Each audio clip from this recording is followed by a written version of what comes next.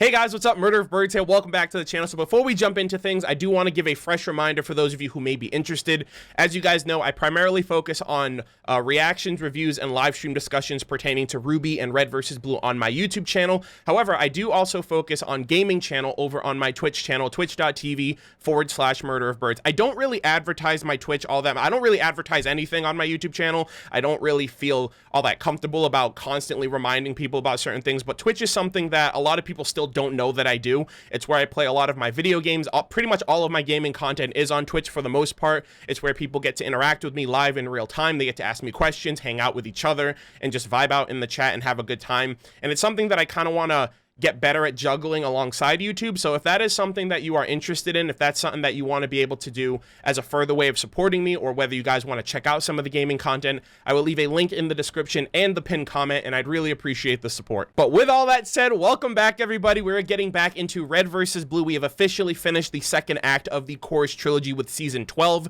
And as per usual, like I do following my reactions of a season, we check out whatever music is available. We get into our comprehensive breakdown of the season as a whole, and then we jump into the next season, which is going to be the third act, the conclusion of the trilogy with Red vs. Blue season 13 of Miles's story and forwarding of the plot and everything. And I'm super excited to get into all of my likes, dislikes, things that I really appreciated and looked forward to with season 12, and a lot of the speculations and theories and things of that nature that we can look forward to once season 13 actually kicks off. But obviously for this video, there is a few nuggets of songs that we actually get to check out and you know, break down and listen to with a bit more focus, because I actually didn't realize that there is not a soundtrack for season 12. There wasn't a soundtrack for season 11 either, I don't think. I think there were just songs thrown in there, you know, thrown in here and there. Obviously, Contact was a really intricate song, and I guess kind of setting up the initial theme of what the Chorus Trilogy is about. You know, it's about war, it's about fighting, it's about, you know, survival and things of that nature. And I didn't really know what I was getting into when I first heard Contact. And I guess they added two other songs, one of which was an old song by Trocadero, and another song I believe is Half-Life, which is the primary song for season 12. And then I think they also have like a I think it's Contact Redux on season 13 soundtrack, or the season 13 song that they have for that, which we'll check that out when that comes to it. But yeah, so similar to what I've done with the seasons 8, 9, 10 soundtracks and the songs of season 11, we're going to be checking out the soundtrack for season 12, or granted, the music for season 12. I keep getting that confused. We're going to be checking out the music that was present during season 12, seeing if we can extrapolate any information out of it. I really don't know if there's going to be more than that, because you know, obviously seasons 8, 9, and 10, the soundtracks were very plentiful with music from Jeff, Casey, Lamar, and Alex. And so obviously this is just a form of supplementary content. It's something that I try to keep in terms of tradition. And if you guys are unaware, I have done reactions to the seasons 8, 9, and 10 soundtrack, as well as Contact for season 11. If you guys are unaware of that, you can find it on the Red vs. Blue playlist on the channel. And I also don't want to pretend like it's not a thing, but yes, I understand that there has been a bit of time between the last Red vs. Blue video that I uploaded and this one. You know, obviously I am trying to record some of these during the hiatus. I don't really know how active I'm going to be at uploading, but I am trying my best to record videos prior to RWBY coming back. So when RWBY comes back, all of the other content comes back, because to be honest, this hiatus has really helped me out in trying to take my mind off of things and focus on other aspects of content, but I'm not going to be gone for that long. If anything, I'll probably won't be uploading anything on YouTube within the grasp or within the timeline of the RWBY hiatus, which is only going to be for about 6 weeks or so. So that's all I wanted to kind of iterate and let you guys know on. Obviously, I'm super excited to check out everything else regarding Red vs. Blue, because the Chorus War has been halted. It's basically kaput. Felix and Locust are out in the open. Malcolm Hargrove has been exposed. The Reds and Blues have Project Freelancer, which is such a hype way of just identifying themselves with everything that the director did, everything that the freelancers went through, the AI went through. They're unified as the Reds and Blues of Project Freelancer. P.S. Suck our balls. So I'm like super stoked to get into like rewatching season 12, letting you guys know all of my opinions and my viewpoints of season 12 and all of the expectations and things that I feel like I'm gonna have to look forward to for season 13. But all of that will be addressed in the following video. But ultimately, I just want to say thank you guys all so much for continuing to be patient, continuing to come back to these Red versus Blue videos. I know the soundtracks and the reviews don't get as many views as like the reactions themselves, but for those of you who watch any and all things that I do RVB, I really do appreciate it. And I know that I need to be a lot better at being transparent and being consistent with my uploads. And all I can do is try to do that. Like, I don't want to continue telling you guys certain things because I've been getting comments of people saying he says one thing but he does another, and it weighs down on me and I feel incredibly bad about it. You know, I don't want people to feel like I'm like flip-floppy, even though my actions are saying other things than what I'm actually saying.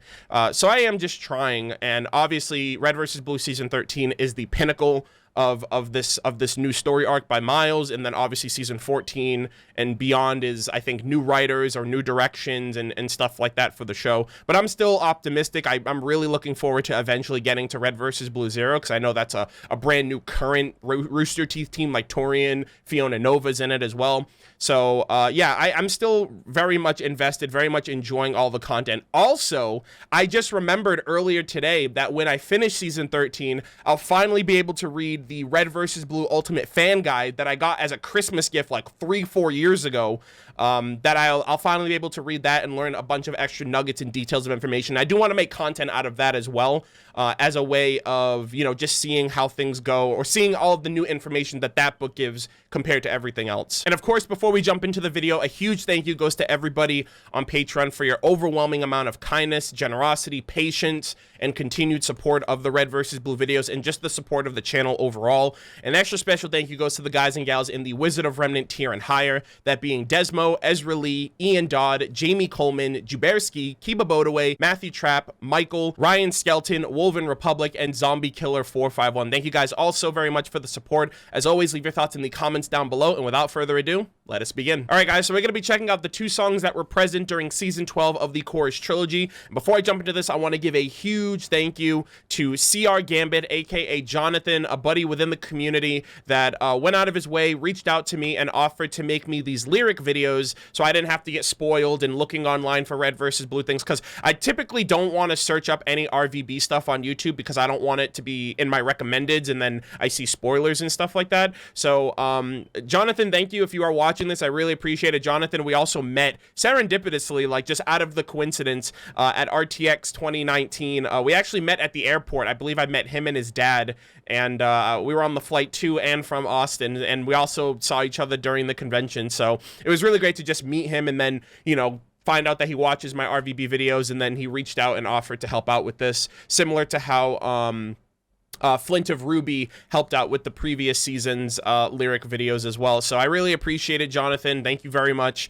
And we have 2 songs here. We have Funny Farm, which is a Chocodero lyrics video from season 12, episode 10. And we have Half-Life, which this is the song that I heard of, which is also by Chocodero, from the season 12 teaser trailer and end credits. So we're going to be checking out both of these, and I hope you guys enjoy. All right, so we're going to be starting with Funny Farm first. It's about 5 minutes, and I really like this side shot right here of the, like, what is this, the Red versus Blue post, like the promotional art or the poster? Red versus Blue season 12, what do you fight? That shit looks so badass. What do you fight for? Locust, Felix, Kimball, Doyle, the Reds and Blues, the freelancers, fucking, even the freaking recruits, Jensen, Bitters, Andersmith, Palomo. Oh my god, that's so cool. That's a sick fucking promotional art.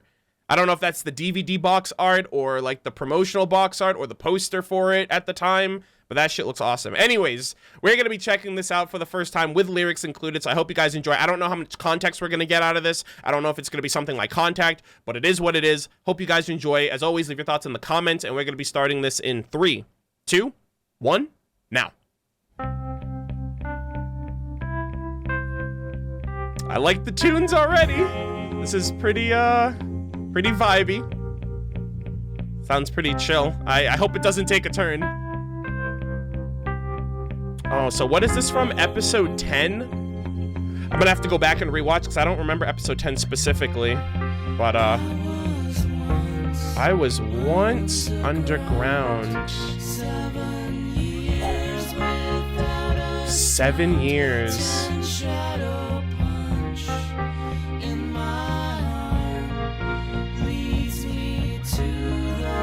Funny Farm. Yo.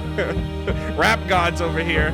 Hold on a second. I actually want to see what episode 10 is, just so I have a little bit more context. Red versus Blue, season 12, episode 10. Okay, Cloak and Dagger. So it was the episode that that Felix basically betrayed us. Okay, okay. Now I think maybe this might be like their like origin song. Who knows? Okay.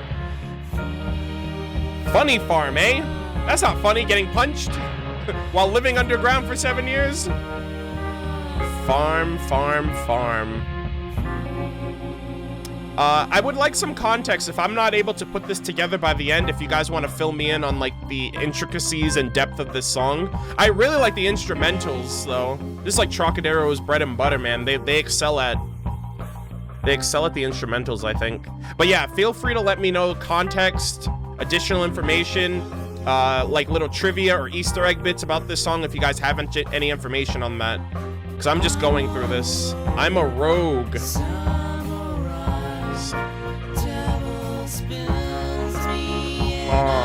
I wonder if this has to do with Felix and Locus. Kicking far, kicking wide.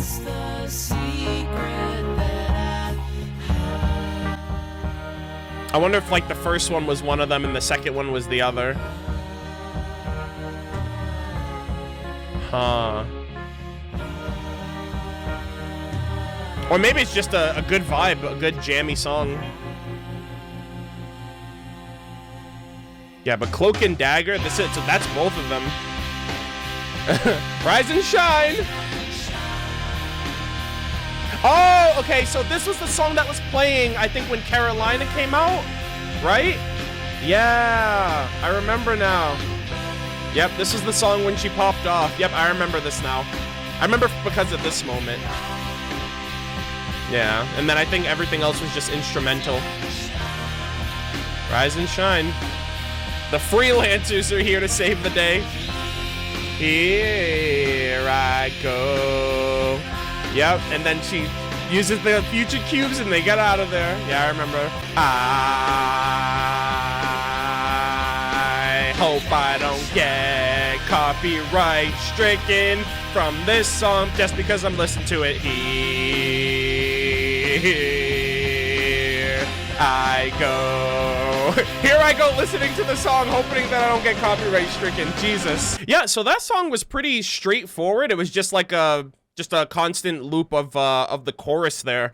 Don't really know if there was anything to it at the beginning there with, you know, the 7 years, underground, shadow punch in your arm, all that kind of stuff. And then the second one was talking about like hiding, surviving, and thriving or whatever. So I think because Cloak and Dagger, you know, one of them is the cloak, the other is the dagger.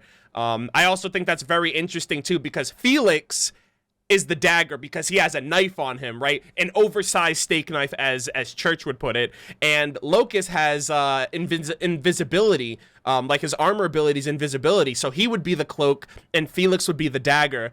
I just put that shit together. Holy fuck. Is that literally what it is? I just thought of that shit. So yeah, episode 10 was Cloak and Dagger, obviously the episode that the Reds and Blues basically were full-on betrayed by Felix and Locus, and Carolina came through and saved the day. So this was the song that was playing through it. So I do think to some degree this was maybe a little bit expressive of Felix and Locus, but can't really say much more than that. All right, so we are now at song number 2, Half-Life. So Half-Life 3 confirmed, maybe, kind of, sort of, I don't know. So I know that this is the like official thematic song of season 12. I think Funny Farm was just a little something extra that Jonathan wanted me to see just because it technically has lyrics and it's technically a song that's featured in the season. But this is the song that everyone was telling me. They were telling me that season 11 was Contact, season 12 was Half-Life, and season 13 was Contract Redux. So I guess it's just like a revised or a new version of the original now that we know how everything plays out by the end. Also, really cool promotional art, poster, whatever. You got Tucker, Griff, and I don't know why Griff is there. That's a little random, I guess. I don't know. But we have Tucker, Griff, and Washington in his old armor. And then we also have Locus. So Locus, I'm very interested to learn a little bit more of his, like, I don't know if I can really say learn more, but I guess maybe just understand what he's going for here, because he left Washington alive when he clearly could have killed him.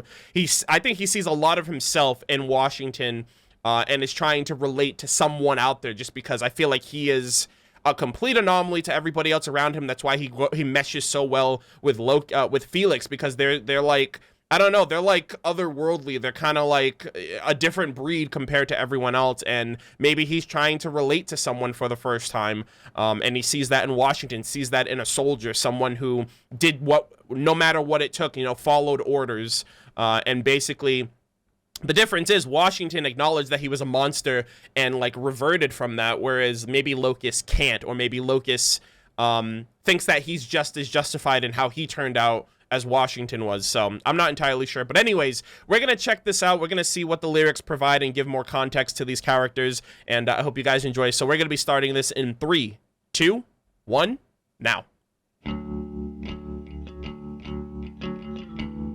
God, I love Trocadero's instrumentals, dude. Like, I feel like you just hear the instruments and you just know it's them. Like, they just have such a unique sound to them. And obviously, synonymous with Red versus Blue, you can't deny that, obviously. But yeah, I don't know. It's a vibe. I like it. Half-Life is the name. Ooh. In Love, in Need.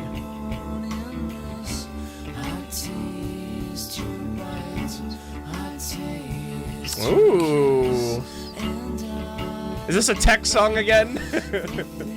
No, I'm just kidding. I miss Texas so much. Allison.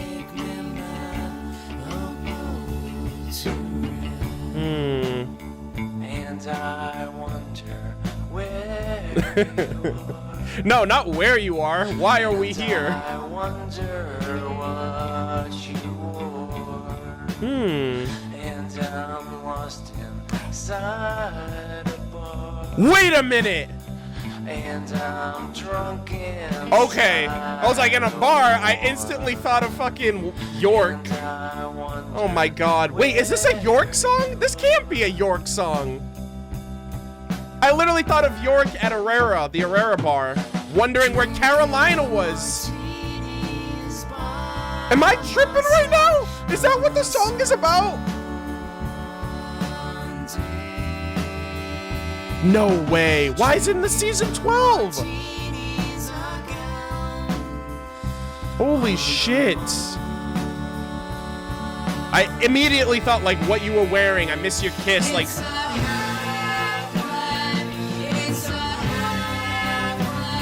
holy shit. Please tell me this is about York and Carolina again. I will literally cry. I don't know, maybe my interpretations are out of whack. I didn't think there was any type of love affair in season 12 at all. The only love affair that I can think of is either the director and Allison or York and Carolina. That's kind of it. Oh man, holy shit. Is this about York living a half-life without Carolina after what happened in season 10? Wow. I don't know, that was my immediate interpretation. I bury your brand. I count the what if someone I'm gonna try to steer away from Carolina for a second. I mean, Carolina technically showed up in the season, so, you know, maybe I'm onto something. And I'm lost inside a bar. And I'm drunk inside a war. Interesting. Yeah, I immediately have York and Carolina vibes. I'm sorry. I probably missed the mark completely. I have no idea, but that's what I think. Yeah, I mean, they met in a bar, right? They met at Herrera. I don't know if they were drinking age, but the bar, what you wore, the kiss mention at the beginning, this seems very like, I'm missing her and she's not around anymore. And that was York and Carolina's whole thing after she went missing, after the meta went after her. So York's living a half-life? I don't know! I don't know if this is right or wrong. I'm so all over the place. Because why is season 12, you know? Please tell me I'm not the only one who that's thinking this. Please tell me I'm not the only one who thought that listening to this for the first time. Someone's gonna be like, Arnold, you missed it completely. It's actually about this intricate, deep, complex ploy and development within the War of Chorus. And meanwhile, you're still thinking about Project Freelancer stuff. I don't know. That's the first thing I thought of was York and Carolina, so I don't know. I might be off. I wonder where you are, Carolina, because he never found you. Wow. I really liked that song. I think I'm completely wrong in its interpretation, that's for sure.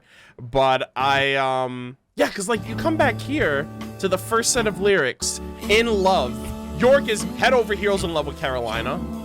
In want, in miss, he misses her that she's gone. Taste her bite, he got like wrecked by her. You know? Her kiss, I don't know if they were ever that close. And I think back, oh my god, I can't.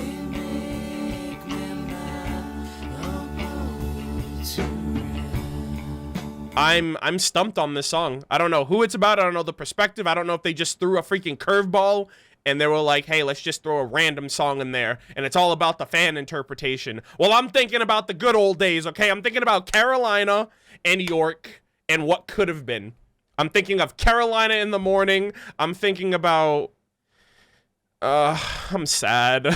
Oh, I'm so sad, man.